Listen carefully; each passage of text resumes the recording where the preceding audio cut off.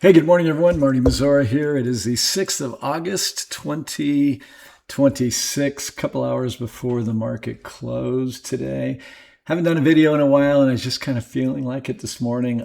So I just loaded up a few charts, a few of the usual ones, and I'm just going to kind of probably talk at you more than anything else.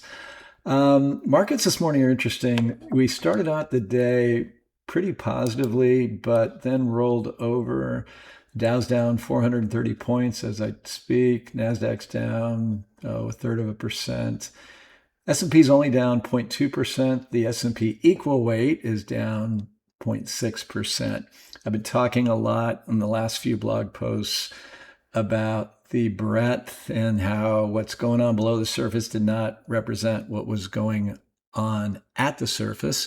That's going to happen when tech rallies big and nothing else does, or when you get rotation away from certain sectors into others, in this case, from broader market into tech.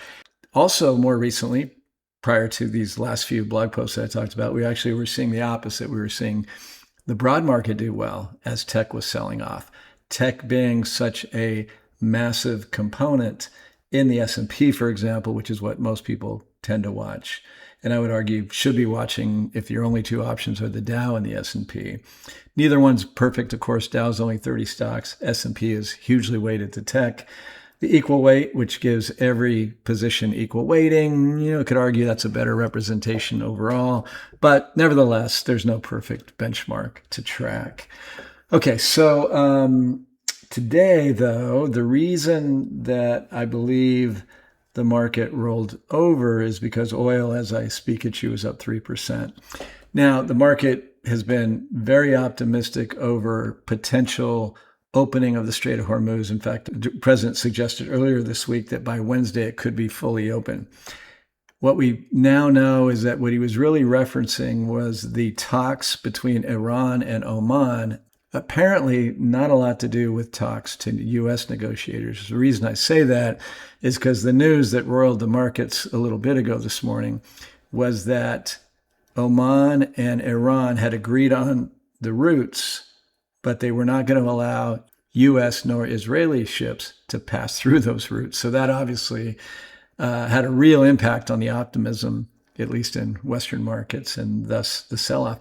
I will say, though, that being down 21 basis points, 0.21% in the S&P is really no big deal. So obviously the market is becoming a bit complacent or somewhat sanguine about the whole Hormuz thing, although oil prices are up 3%, and that is problematic. So lots more to come. I would not put much weight on anything right here, right now, particularly given what I just told you about what was anticipated and what Iran and Oman are now suggesting about who gets to pass through the Strait of Hormuz. Moving target there, going to be very fluid, more to come. So let's talk about the Fed. On the screen in front of you is the odds of Fed rate moves based on Fed funds futures trading. So the next meeting on September 16th, there is about a 58% chance that those odds go up to nearly 90% by October. And by December, 100% plus a 35% chance of 2 rate hikes. So the market clearly expects the Fed by the end of the year to be raising interest rates by at least 0.25%. Now, that, as I've been expressing, is really not my take right here. I do not believe that the new Fed chairman's objective is to raise rates this year. Now, there's a board of 12 who get to vote, and he is just one of those votes.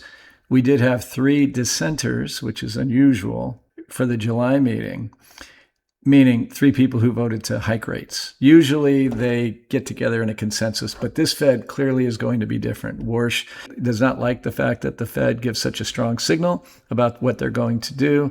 He says it's a moving target. They're looking at a lot of levers that they can pull. They're actually even looking at different measures of inflation to make it look lower than what their traditional measures make it look like. Also, other measures, perhaps messing with the balance sheet while keeping rates steady. I do think, though, that he is doing a pretty good job of influencing the Fed board, despite the fact that they had the 3 dissents. We will see going forward. But understand that the Fed could vote to hike with the chairman voting against it, and you could still get that hike. So I'm leaning against it, but I am pretty much in the minority. In fact, the analysts who we pay for their research believe that there's pretty good odds that there will be a rate hike, 1 or 2 by the end of the year. They expect it'll be 1, 2, maybe 3, and then done, and then it won't necessarily roil the markets. I think it would probably do a number on the markets on a short-term basis. But from a logical standpoint, why wouldn't they? With inflation staying stubbornly high and so forth. Well, I think they could argue that if indeed oil can come down more because the Strait of Hormuz is open more, they can explain away the inflation. Now, as you know, longtime clients and listeners, we are structurally bullish on inflation. We actually think it's going to be higher, notably higher, going forward than it's been the last few decades. The whole populist narrative, labor-friendly narrative, and so forth, and what that ultimately demands from a policy perspective. We're running big deficits right now. We're running the kind of deficits we normally only run during recession. We have record debt to GDP. A lot of that's going to need to be refinanced and so forth. This is an inflationary backdrop. There's other things I can talk about. These trillions of dollars that's being spent on artificial intelligence infrastructure. Now, you could argue that artificial intelligence will be very productive and disinflationary, will increase productivity in the years to come. That's Kevin Warsh's case, and I agree. In the meantime, while you're building it, huge pricing pressure on all manner of industrial materials and then computer chips and the things that it takes to make computer chips and so forth. So right now, AI is actually inflationary because of the build out. Ultimately, it should be disinflationary because of the productivity gains. We've made some adjustments in our core allocation. So if you have the full complement of our core, which means you have to have a pretty good sized portfolio, but even our lower sized strategies are actually doing quite well. Sometimes the more concentrated strategies will actually outperform the larger strategies via the concentration. But again, I like what, obviously, from a return standpoint, if you've been watching your stuff in August, you're happy with the results so far.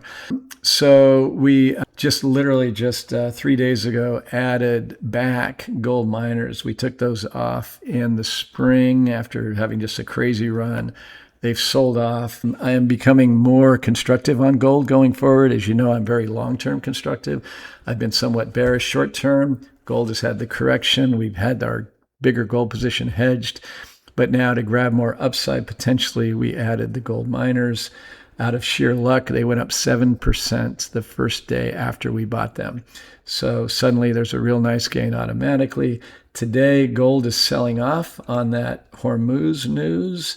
Although, for whatever reason, that position's up 19 basis points today, even though gold's coming back. Gold was down more.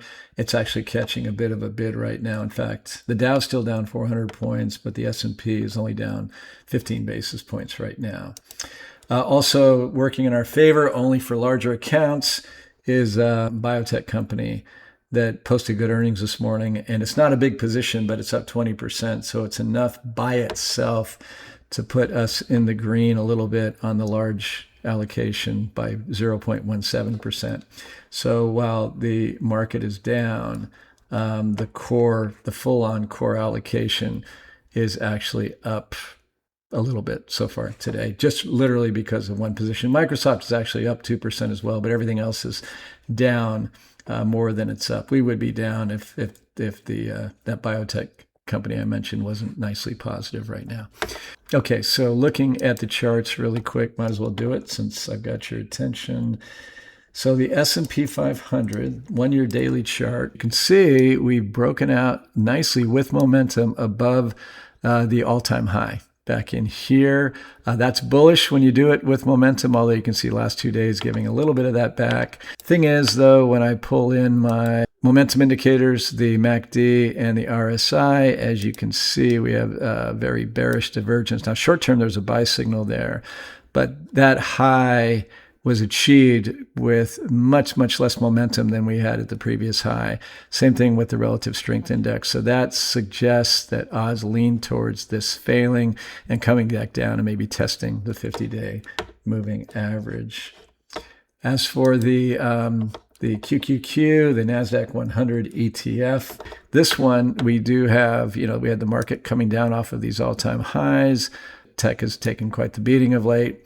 Big, strong gap with momentum right here. I think this is probably the right trend line to be using.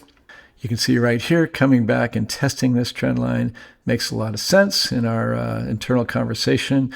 One of our associates who pulled out this chart, I was talking about this momentum-fueled breakout, and he said, yeah, but he would fully expect it to come back and test that. Looks like he was right here, and you can see it bouncing off that test right there. If it were to come down and fill this gap right here, which tends to happen, trade technicians, I think, might be buying that with both fists because there's a lot of activity, a lot of potential trades to be had right in this level right here.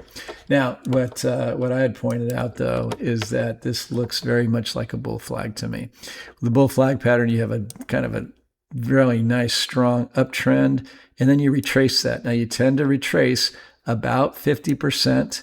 Didn't quite get there. The market bought it right there and created the bottom part of the flag. If it went much longer, the flag itself would be too long. But right now, that's what this looks like, is your bull flag pattern. Now, if you wanted to use it to estimate if this is a legitimate bull flag pattern, how high this thing might go, you take the length of the flagpole and you basically take it from right here and you project it higher. For some reason today, I just can't seem to push this screen up higher, but the length of the flagpole becomes a price target. So that would be a pretty good move higher after that breakout. And we don't have a bearish divergence. Bearish divergence comes when price hits a new high or maybe tests this on a downsloping, momentum indicator. Now we're really, really close. So obviously, if this happened the next day or two, we would have that bearish divergence. And just notice we had one here. We had the price come back up to this level, and momentum was not supporting it. And we got what I would have said odds favor, and that is a pretty good correction off of those levels. Now, I just want to make a statement that I continue to make in-house, and that is that in the environment where the market is very geopolitically impacted, where it's very narrative-driven, technicals are great, and they're great to look at, but they can get defeated over and over and over again, by some news. Meaning, if it turns out that the U.S. reacts to the news that I told you earlier, and suddenly the kinetic activity picks up, and oil is up another 6, 7, 8%, this is going to lose this, and that breakout is going to be a false breakout. If somehow the U.S. can get with Iran and they can say, okay, your ships will pass through, then this technical pattern is going to look very smart and very productive. So time will tell. Okay, jumping over to gold, as I mentioned, getting more constructive on gold.